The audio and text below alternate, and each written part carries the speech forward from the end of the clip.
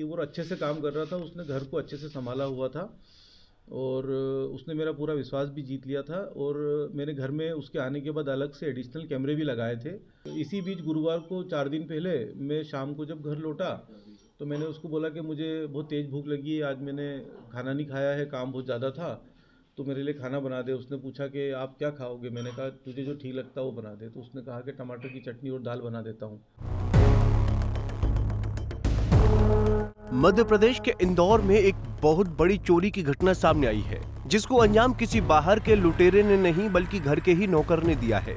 कुछ दिन पहले ही घर में रखे नौकर ने मालिक को बेहोशी की दवा खिलाकर बड़ी लूट को अंजाम दे दिया। घर में रखे 1 करोड़ रुपए के गहनों के साथ ही 30 लाख रुपए नकद लेकर नौकर फरार हो गया। यही नहीं, नौकर ने महंगे जूते, महंगी घड़ियां के साथ ही जैकेट पर हाथ साफ कर लिया। मालिक का कहना है कि नौकर को पूरी तरह से वेरीफाइड करके ही रखा था और उसने दिल भी जीत लिया था। नौकर पूरी तरह से घर का अच्छा काम कर रहा था।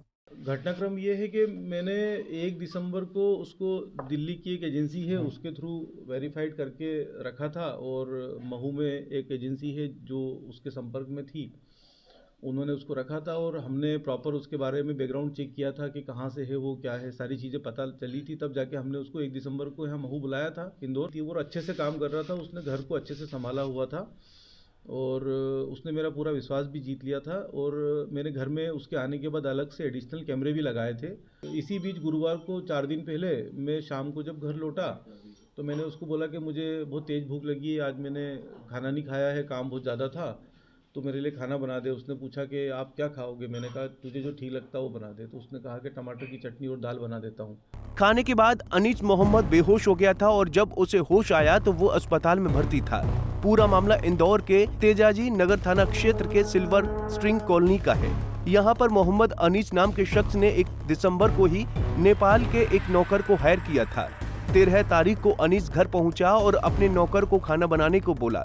खाना खाने के बाद अनीस को चक्कर आने लगे।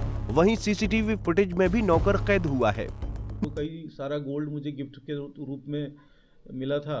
कुछ गोल्ड मैंने अपनी निजी कमाई से परचेज़ किया था, सेविंग से परचेज़ किया था और पिछले 20 साल से फ्रीक्वेंटली मैं कुछ ना कुछ परचेज़ कर ही रहा था। तो मेरे पास तकरीबन 1 करोड़ रुपए से ज़्यादा का गोल्ड था, जिसमें से अधिकांश गिफ्ट किया हुआ था। और चूँकि प्रॉपर्टी के बिज़नेस में छोटा मोटा कैश का भी काम होता है, तो नकदी रुपया भी मेरे पास में किसी डील का रखा हुआ था, तो वो 20-30 लाख रुपए मेरे पास नकदी भी था। और मेरी महंगी महंगी घड़ियाँ थी राडो की, जो सारी मैंने बिल के थ्रू खरीदी हुई है, कार्ड्स के थ्रू। मेरी 10-12 घड़ियाँ राडो की है, हुबलोट की घड़ियाँ हैं, टिसॉट की घड़ियाँ हैं, महंगे बर्बरी के चश्मे हैं, ब्रांडेड बैग्स थे, महंगे वाले बेल्ट थे, कुछ ब्रांडेड जूते थे, कुछ मेरे अच्छे कपड़े थे, जैकेट्स थे ठंड वाले, वो सारे वो लेकर गया है। रात में वो आया और उन दोनों ने मिलकर चोरी की और घर में उन्होंने खाना पीना खाया, दारू वारू भी पी, उन्होंने पूरा घर गंदा किया और फिर वो सुबह 4 बजे मेरी थार लेके चले गए। 2 लोग थे। नौकर ने अपने एक साथी के साथ सारी वारदात को अंजाम दिया। घर से लूटा सामान भी नौकर ने अनीस के ही थार कार में रखा और फरार हो गया। यही नहीं, फरार होने से पहले नौकर ने घर पर अपने साथी के साथ बैठकर शराब भी पी, जो सीसीटीवी कैमरे में कैद हुआ है।